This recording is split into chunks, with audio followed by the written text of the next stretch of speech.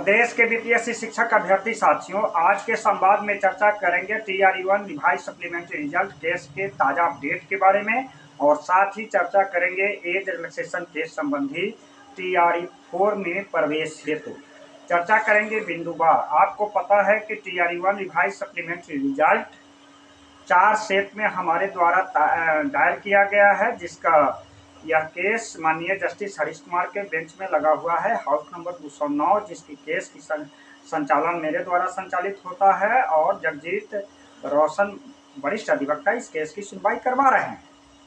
चर्चा करता हूं बिंदुवार। TRE-1 रिवाइज सप्लीमेंट्री रिजल्ट कैसे जीत की ओर जा रहा है। एक करता हूं आरक्षण नियमावली के बीच में डोमिसाइल, सर्टिफिकेट की जांच और संख्या की गणित में उलझा हुआ है TRE-1 रिवाइज सप्लीमेंट्री रिजल्ट। आपको पता है कि एक ही एडवर्टाइजमेंट में 1 to 5 के लिए 50% और 9, 10, 11, 12 में 50%, 35% आरक्षण दिया गया था। शिक्षा विभाग कह रही है कि महिला की आरक्षण हॉरिजॉन्टल है, बीपीएससी ने दिया था वर्टिकल के रूप में। यह एक कानूनी दांवपेच है। आप एक बात बताइए कि पॉलिसी मैटर और एजुकेटिव मैटर में माइग्रेट कौन करा सकता है रूल्स को। पॉलिसी मैटर में क्या एजुकेटिव का यह पावर है कि इस नियम को बदल दे। 2016 में शिक्षा सरकार ने गजट में पारित किया है कि महिला को 35% आरक्षण दिया जाएगा। शिक्षा विभाग कह रही है कि मैं महिला को 36 हॉरिजॉन्टल आरक्षण देता हूं, जिसमें 35% देना है। और बीपीएससी ने जब एडवर्टाइजमेंट निकाला तो 50% 1 to 5 में आरक्षण है, जबकि उसी एडवर्टाइजमेंट में 9, 10 और 11, 12 में 35%। यह भी मामला न्यायालय में चल रहा है, यह भी मुद्दा जोर पकड़े हुआ है। अब यह सवाल होता है कि पॉलिसी मैटर को क्या educative policy, educative matters, educative rules director के द्वारा बनाया गया, क्या माइग्रेट कर सकता है, सुप्रीम कोर्ट कर सकता है, ओवर क्रॉसिंग कर सकता है। यह भी एक न्यायालय में मामला चल रहा है और इस बिंदु पर भी TRE-1 रिवाइज सप्लीमेंट्री रिजल्ट की मांग कर रहे अभ्यर्थी जो न्यायालय में गए हैं, उनका जीत की ओर जा रहा है। दूसरा है डोमिसाइल मैटर्स। आपको पता है कि TRE-1 एडवर्टाइजमेंट के 20 रोज जब बहाली प्रक्रिया में फॉर्म सबमिट हो रहा था, या तो कहिए नीतीश कुमार की महत्वाकांक्षा या बिहार सरकार की गुंडागर्दी, जो बिहार के योग्य अभ्यर्थी जो सड़क पर होना चाहिए, वह जो बोर्ड पर होना चाहिए, उनको सड़क पर रखे हुआ है शिक्षक की नियमावली। 20 दिन बहाली प्रक्रिया के बीच डोमिसाइल को तोड़ा गया। अब हालांकि यह मुद्दा पर लोग कह रहे हैं विनिंग है, लेकिन एक बात होता है कि यह जो नियमावली, जो संशोधित नियमावली संशोधित किया गया है, वही फिर तमाम उठ गया तो ख्याल आया मुस्कुराने को। TRE-4 के एडवर्टाइजमेंट में 85-15 का बता रही है सरकार कि हम 85% बिहारवासी को देंगे और 15% देंगे अन्य प्रदेश का। तो इसमें एक बात आ रहा है कि यह जो डोमिसाइल जो नियम बना शिक्षक नियमावली में, एडवर्टाइजमेंट में, अभी एक सुप्रीम कोर्ट का फैसला आया है कि खेल के बीच में खेल के नियम को नहीं बदलाव किया जा सकता है। मीन्स कि बहाली प्रक्रिया में सरकारी नौकरी में नियम में बदलाव नहीं हो सकता है जिससे किसी खास पक्ष के उम्मीदवार प्रभावित हो या कोई लाभान्वित हो। दोनों बातें आती हैं। अब रही बात कि डोमिसाइल तोड़ने से बीच में,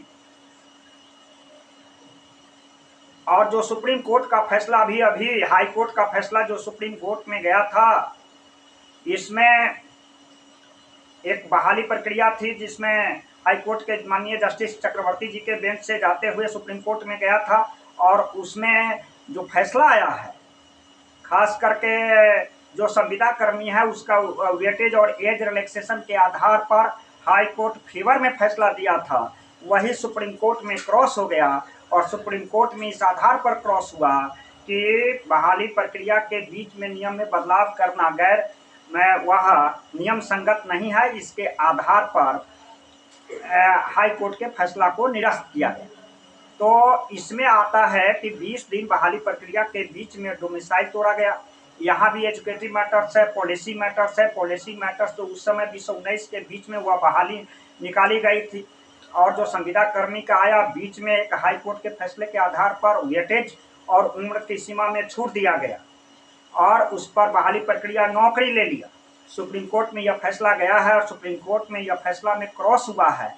और साथ ही यह कहा गया है कि सरकार अगर चाहे तो संख्या बढ़ा करके उसकी नियम सम्मत नौकरी दे सकता है या नौकरी से भी नियम सम्मत बाहर कर सकता है। यह बिहार सरकार के आधार पर है। इस तरह से यह फैसला आता है। बराबर अन्य प्रदेशों से भी मामला सुप्रीम कोर्ट में गया है और यह इंगित करता है कि सुप्रीम कोर्ट बार बार यह स्पष्ट मिला है वहां से फैसला कि खेल के नियम में नियमावली में परिवर्तन नहीं कर सकते हैं। इस तरह से डोमिसाइल में भी जो बदलाव आया यह भी नियम संगत नहीं है। तीसरी पॉइंट जो मैं बात करता हूं, बिहार सरकार जो काउंटर फाइल लगाई है संख्या के बारे में और बाकी रिमाइंडर सीट को कैरी बैक दिखा रही है। तो बिहार सरकार 1,70,000 जो TRE-1 में वैकेंसी निकाली थी और 1,22,000 कहा कि रिजल्ट निकालेंगे और वास्तविकता जो है 80,000 की नौकरी मिली है। इस तरह से 90,000 सीट पर न्यायालय के माध्यम से संख्या का भी हिसाब किताब आगामी बहस में लिया जाएगा जगजीत रोशन जी के द्वारा कि कितनी संख्या है।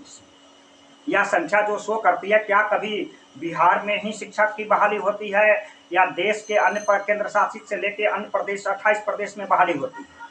इसमें भी पहले क्या कभी आपने देखा है कि पहले नौकरी दे दिया जाएगा उसके बाद सर्टिफिकेट की जांच होगी, वेरिफिकेशन से एजुकेशनल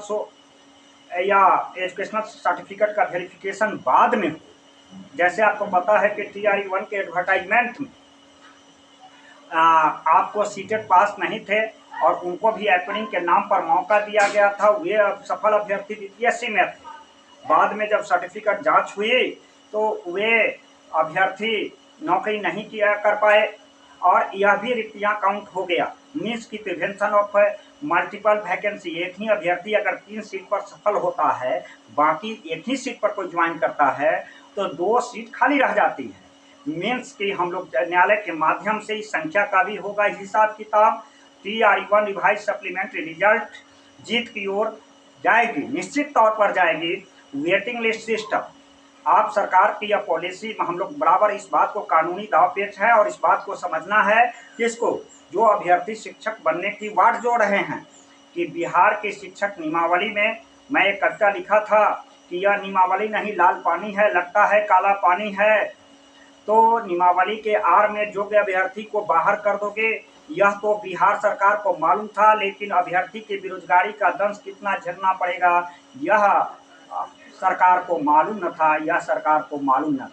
मीन्स कि बिहार के शिक्षक नियमावली के आड़ में जो अभ्यर्थी अभी बोर्ड पर होना चाहिए वह सड़कों पर है। इनकी आशा और उम्मीद TRE-1 रिवाइज सप्लीमेंट्री रिजल्ट पर टिकी हुई है। आप प्रतीक्षा कीजिए 27 दिसंबर का, और 27 दिसंबर को मैं प्रदेश के तमाम शिक्षक अभ्यर्थी जो हमारे साथ जुड़े हुए हैं आइए और पास बनवा करके केस में की सुनवाई में भाग लें। और फिर मैं कहना चाहता हूं कि जो भी साथी हमारे साथ जुड़े हैं उनका IA का पूरा डॉक्यूमेंट सबमिट हो चुका है। 5 दिसंबर के बाद जो कागज जमा किए, 5 जनवरी के बाद जो अभ्यर्थी कागज जमा किए हैं उनका मैं गर्दनी बाग में फिर सूचना दूंगा सिग्नेचर करा करके। फिर सेकेंड IA वाले नंबर IA इंटरव्यूनर के रूप में फाइल सबमिट होगा। मेरा संपर्क सूत्र है 93 048 57 942। धन्यवाद।